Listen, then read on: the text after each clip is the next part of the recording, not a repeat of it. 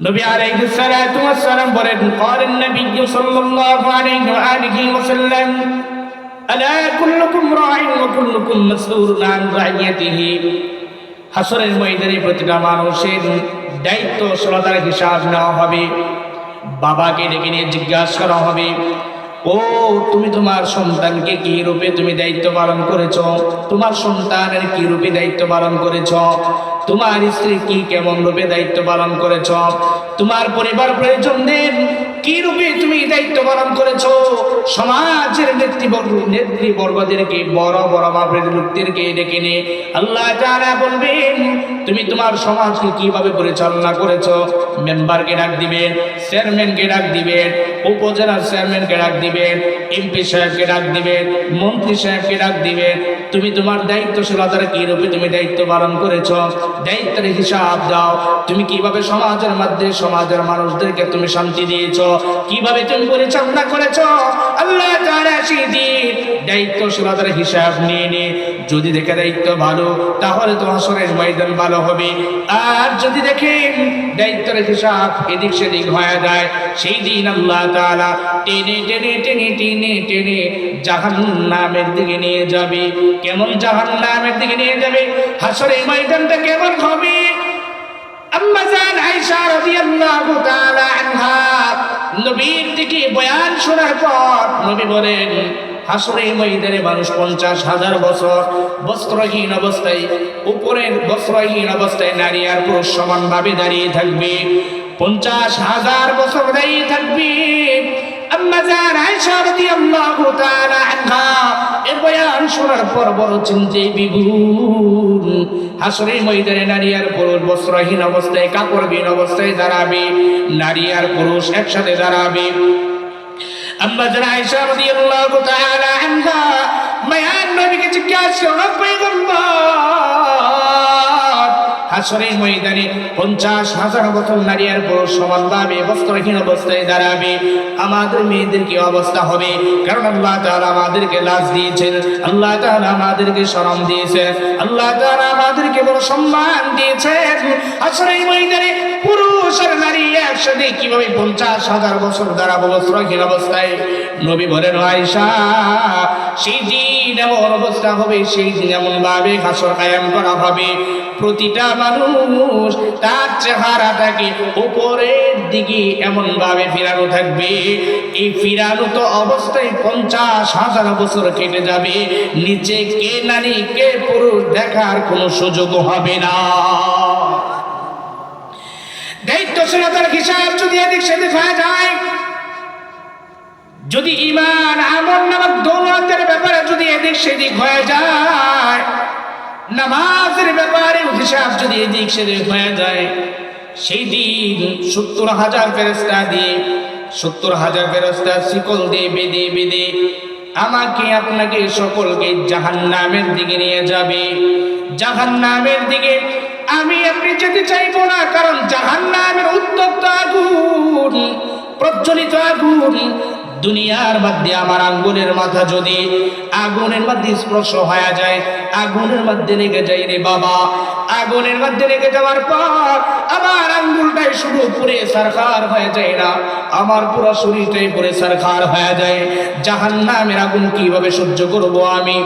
দুনিয়ার মধ্যে আগুনের একটু ছোঁয়া রাখলে আমার শরীর পুড়ে ছারখার হয়ে যায়, জ্বরে পুড়ে ছারখার হয়ে যায়, বসতে পারি না, উঠতে পারি না, শুইতে পারি না, কেমন জানি অশান্তি অশান্তি ভাব, চলতে ফিরতে উঠতে বসতে আমার বড় অশান্তি। হাসরের ময়দানে এমন জাহান্নামের আগুন আমি আপনি কেমনে সহ্য করবো রে বাবা? একটু চিন্তা করা যায় না, কেমনে সহ্য করবো সেই জাহান্নামের আগুন? ফেরেশতা 70,000 ফেরেশতা শিকল দিয়ে বেঁধে বেঁধে বেঁধে বেঁধে আমাকে আপনাকে জাহান্নামের দিকে নিয়ে যাবে। জাহান্নামের দিকে নিয়ে যাওয়ার পর জাহান্নামের অগ্নিকুণ্ডে প্রজ্বলিত আগুনের পারে যাওয়ার পর জাহান্নামের আগুনে আমার আপনার শরীর পুড়ে ছারখার হয়ে যাবে।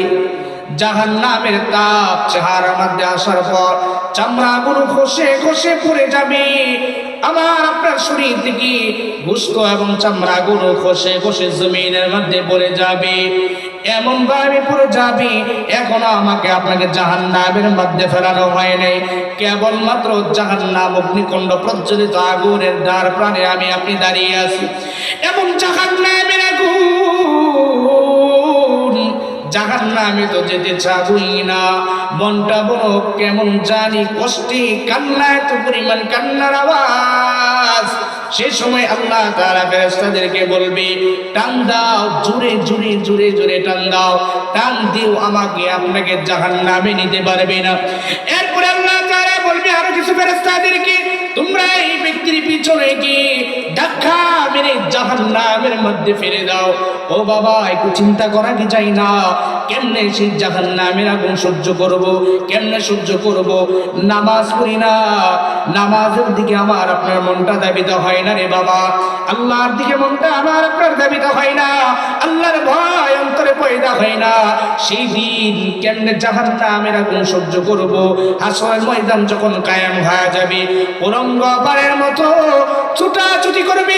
একটা নেকির জন্য বাবা সন্তানের কাছে যাবে, সন্তান বাবার কাছে যাবে, মা সন্তানের কাছে যাবে, সন্তান মার কাছে যাবে, ছোট ভাই বড় ভাইয়ের কাছে যাবে, বড় ভাই ছোট ভাইয়ের কাছে যাবে। দাও দাও দাও, একটা নেকি দিয়ে আমাকে একটু একটু বাঁচাও, একটু বাঁচাও, একটা নেকি দিয়ে আমাকে একটু সাহায্য সহযোগিতা করো। সেই দিন একটা নেকির কেমন দাম হবে রে বাবা, একটা নেকির কেমন দাম হবে।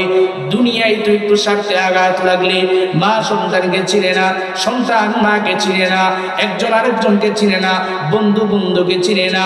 দুনিয়ার অবস্থা যদি এমন হয়, দুনিয়ার অবস্থা যদি এমন হয়, কিয়ামতের দিন আরো ভয়াবহ অবস্থা হয়ে যাবে। ও ভাই, ও বাবা, হাসরের ময়দান কেমন হবে? হাসরের ময়দান ভয়াবহ অবস্থা হবে।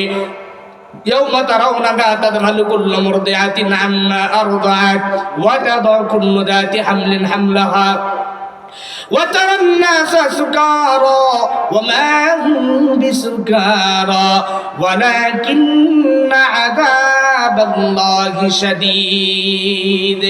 সেই দিন দেখবে يوم ترونها تذهل كل مرضعة عما أرضعت وتضع كل ذات حمل حملها। সেই দিন গর্ভধারিণী মা সন্তানকে পেটে নেওয়ার পর কিয়ামতের দিন সন্তান ভূমিষ্ঠ হয়ে যাবে। ওমা হুম বিসুকারা ওয়া তারান নাসা সুকারা, মানুষ পাগল হয়ে যাবে। ওমা হুম বিসুকারা, আসলেই কি তারা পাগল? বলে না না না, আসলেই তারা পাগল না। ওমা হুম বিসুকারা, আসলেই তারা পাগল না। তাহলে এমন কেন করে? কিয়ামতের ভয়াবহতা, এমন দুলিশমাত অবস্থার কারণে তারা এমন করতেছে। উলঙ্গ পালের মতো দৌড়াদৌড়ি ছুটাছুটি করতেছে। ওয়ালাকিন্না আযাবাল্লাহি শাদীদ, আল্লাহর আযাব বড় মারাত্মক কঠিন। কেমনে সে আল্লাহর আযাব আমি সহ্য করব? কবরের অবস্থা আমি কেমনে সহ্য করব? ও বাবা, নামাজ আপনি পড়ি না, আমি আপনি নামাজের এত গুরুত্ব দিই না, নামাজের প্রতি এত আমার খেয়াল নাই, আপনারও খেয়াল নাই। কত মানুষ নামাজের আজান হয়ে যাওয়ার পরে, মসজিদের মিনার আজান হয়ে যাওয়ার পরে হাজিরা দেয় না, নামাজও পড়েন, এদিকে কোনো খেয়াল নাই। অথচ আল্লাহ তাআলা পড়ে, হ্যাঁ, দুনিয়া রঙের রং তুলির দুনিয়াতে আসার পরে দুনিয়ার দিকে তুমি ব্যস্ত হয়ে পড়েছো, তুমি দুনিয়ায় নিয়ে পড়ে আসো, আমি আল্লাহর দিকে তোমার কোনো মন নাই, আমি আল্লাহর দিকে তোমার কোনো ধ্যান নাই। শোনো শোনো শোনো শোনো, একদিন এমন আসবে আমি আল্লাহর সামনে দাঁড়াতে হবে, আমি আল্লাহর সামনে কাঠগড়ার আসামি হয়ে উপস্থিত হতে হবে। সেই দিন তুমি কি জবাব দিবা? সেই দিন তুমি কি জবাব দিবে আমি আল্লাহর কাছে? যদি এমন ভয় থাকে, তাহলে কোনো মুসলমান, কোনো মানুষ আল্লাহর ভয়ে কখনো নামাজকে ত্যাগ করতে পারে না।